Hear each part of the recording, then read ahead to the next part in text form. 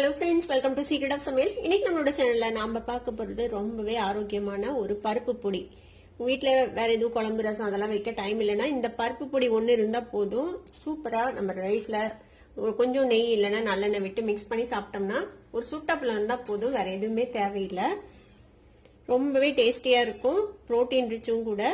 இந்த மாதிரி நல்லெண்ணெய் கொஞ்சமா விட்டுட்டு நல்லா இந்த மாதிரி மிக்ஸ் பண்ணிட்டு சாப்பிட வேண்டியதுதான். சூப்பரா இருக்கும். சரி வாங்க வீடியோக்குள்ள போலாம். இந்த சூப்பரான பருப்பு பொடி எப்படி செய்யலாம் அப்படின்னு பார்க்கலாம். ஒரு வடச்சட்டி அடுப்புல வச்சுக்கோங்க. இதுல வந்துட்டு 1/2 கப் அளவுக்கு துவரம் பருப்பு எடுத்துருக்கேன். துவரம் பருப்பு சேர்த்திக்கலாம். இதை வந்துட்டு பொறுமையா ட்ரை ரோஸ்ட் பண்ணிக்கணும். லோ ஃபிளேம்ல வச்சே வறுத்துக்கோங்க. நல்லா செவந்து வரணும், அது வரைக்கும் வறுத்துக்கலாம். இப்ப பாருங்க, நல்லா செவந்து வறுபட்டுருச்சு. துவரம் பருப்பு நல்ல ஒரு வாசனை வரும். இந்த மாதிரி நல்லா வறுபட்டுச்சுன்னா இப்ப இதை எடுத்து ஒரு பிளேட்ல கொட்டிடலாம். இப்ப இதை வந்துட்டு ஒரு பிளேட்ல கொட்டி, அகலமான பிளேட்ல கொட்டி வச்சுடுங்க. இப்ப அடுத்ததான் நம்ம ஒரு 1/4 கப் அளவுக்கு கடலை பருப்பு எடுத்து வச்சுட்டோம், அதை சேர்த்திக்கலாம். இதையும் அதே மாதிரி கைவிடாம நல்லா செவக்க வறுத்துக்கலாம். எல்லாத்தையுமே நம்ம ட்ரை ரோஸ்ட் தான் பண்ணணும், எண்ணெய் விட தேவையில்லை. எல்லா பொருளையுமே தனித்தனியா வறுக்கணும், அப்பதான் உங்களுக்கு கரெக்டா வறுப்படும். இல்ல ஒவ்வொன்றும் ஒவ்வொரு டெம்பரேச்சர்ல வறுப்படும். அதனால இப்ப பாருங்க, கடலை பருப்பும் நல்லா செவந்து வறுப்பட்டுருச்சு. இதையும் எடுத்து அந்த துவரம் பருப்போட கொட்டி வச்சிடலாம். இப்ப அடுத்ததா பாசி பருப்பு ஒரு 1/4 கப் எடுத்து வச்சிருக்கேன், அதையும் சேர்த்து வறுத்துக்கலாம்.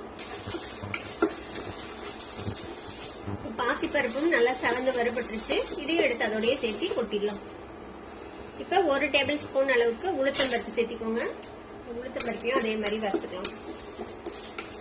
உளுத்தம் பருப்பும் நல்லா வறுபட்டுருச்சு. இதையும் அதோட சேர்த்து கொட்டி வச்சிடலாம். இதுல 1 டேபிள் ஸ்பூன் அளவுக்கு கொள்ளு பருப்பு சேர்த்திக்கோங்க. இது ஒரு நல்ல வாசனை கொடுக்கும் பருப்பு பொடிக்கு.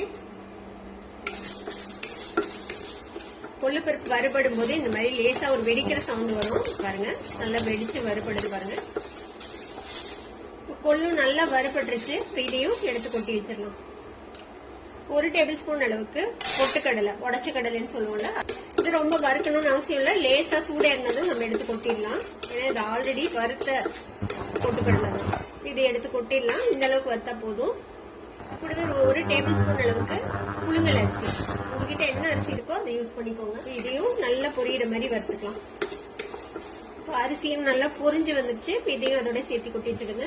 இது கூட ஒரு 1/4 டீஸ்பூன் மிளகு, 1/4 டீஸ்பூன் சீரகம், இதையும் லேசா வறுக்கணும். சூடாயிர அளவு வறுத்த போதும், ரொம்ப போட்டு வறுக்க தேவையில்லை.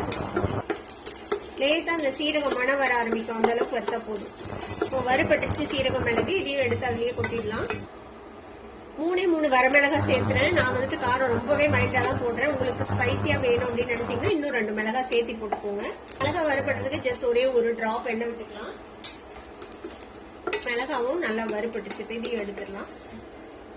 ஒரே ஒரு கொத்து கருவேப்பிலை நல்லா மொறுன்னு ரோஸ்ட் ஆகணும். அதோட ஈரப்பதம்லாம் போய் நல்லா கையில இப்படி கசக்குனீங்கனாலே உடப்படணும். அந்த அளவுக்கு இது வந்துட்டு வறுத்துக்கோங்க. கருவேப்பிலை வறுபட்டுருச்சு. இது கொஞ்ச நேரம் இந்த சூட்லயே இருந்துச்சுன்னா இன்னும் நல்லா மொறுன்னு ஆயிடும். இதையும் ஆஃப் பண்ணிடலாம். அவ்வளவுதான், நம்ம எல்லாத்தையும் வறுத்தாச்சு. இப்ப இந்த கருவேப்பிலையும் இதோடய சேர்த்திடுங்க. இப்ப சூடா இருக்கும் போதே நம்ம இதுல கொஞ்சமா பெருங்காயத்தூள் சேர்த்திக்கலாம். ஒரு 1/4 டீஸ்பூன். பருப்பு பொடிக்கு தேவையான அளவுக்கு கல் உப்பு சேர்த்திக்கலாம். நான் கொஞ்சமா தான் செய்யறேன், அதனால நான் இப்படியே சேர்த்துறேன். நீங்க நிறைய செய்றீங்கன்னா இந்த உப்பையும் ஒரு வறுத்துட்டு அதுக்கப்புறம் சேர்த்திக்கோங்க.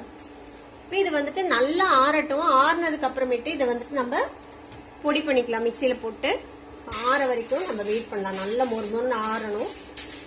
இப்ப இது எல்லாமே நல்லா ஆறிடுச்சு. இப்ப இதை ஒரு மிக்சி ஜாருக்கு மாத்திடலாம். இப்ப இதை வந்துட்டு நல்லா நைஸா பவுடர் பண்ணி எடுத்துட்டு வந்துடலாம். இந்த அளவுக்கு நல்லா நைஸான பவுடராவே பொடிச்சுக்கணும். இப்போ எல்லாம் நல்லா பொடிச்சிட்டு வந்தாச்சு. இப்ப இதை வந்துட்டு நம்ம ஒரு தட்டுல கொட்டி ஆற விட்டுறலாம். இந்த சூடு நல்லா ஆறினதுக்கு அப்புறம் நம்ம ஒரு ஏர்டைட் கண்டெய்னர்ல போட்டு மூடி வச்சு, அவ்வளவுதான். நல்லா கமகமன் மணக்கிற ஒரு பருப்பு பொடி ரெடி ஆயிடுச்சு.